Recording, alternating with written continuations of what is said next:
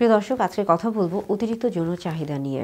ভিডিওর মাধ্যমে জানবো কেন মাথার মধ্যে সবসময় অতিরিক্ত যৌন চিন্তা ঘুরপাক করতে থাকে, কোন কোন বিষয় এটাকে প্রভাবিত করে থাকে, এবং ভিডিও শেষে এর সমাধান সম্পর্কে জানবো।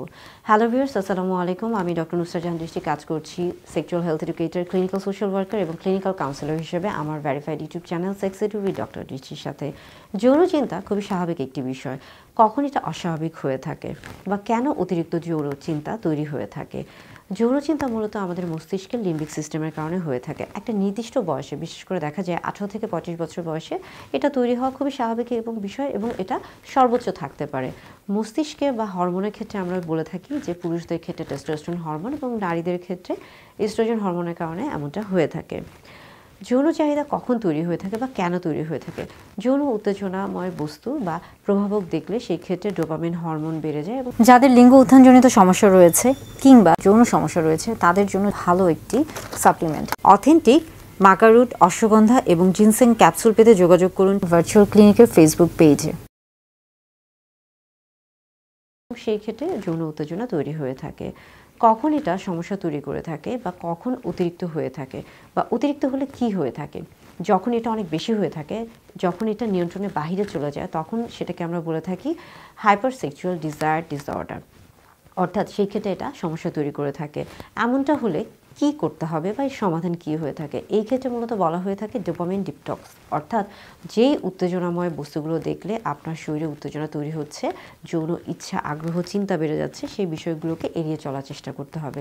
এই ক্ষেত্রে আপনি চেষ্টা করুন আপনার মস্তিষ্ককে এমন একটা দিকে নিয়ে যাওয়ার যাতে করে আপনি অন্য কোনো বিষয় নিয়ে ব্যস্ত থাকেন।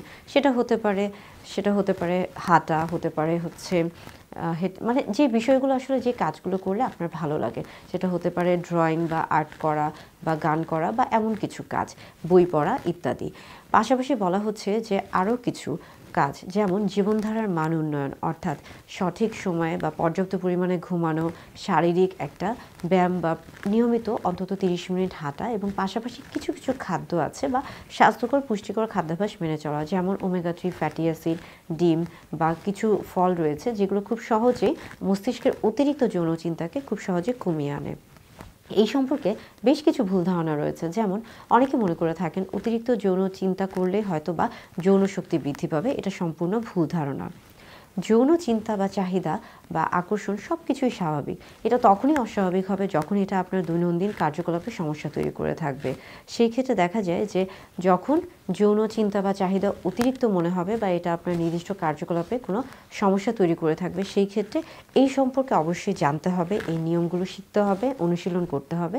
তাহলে খুব সহজে একটা সুন্দর যৌন সম্পর্ক বজায় রাখা সম্ভব হবে। যাদের লিঙ্গ উত্থানজনিত সমস্যা রয়েছে কিংবা যৌন সমস্যা রয়েছে তাদের জন্য ভালো একটি সাপ্লিমেন্ট। অথেন্টিক মাকা রুট, অশ্বগন্ধা এবং জিনসেং ক্যাপসুল পেতে যোগাযোগ করুন ভার্চুয়াল ক্লিনিকের ফেসবুক পেজে।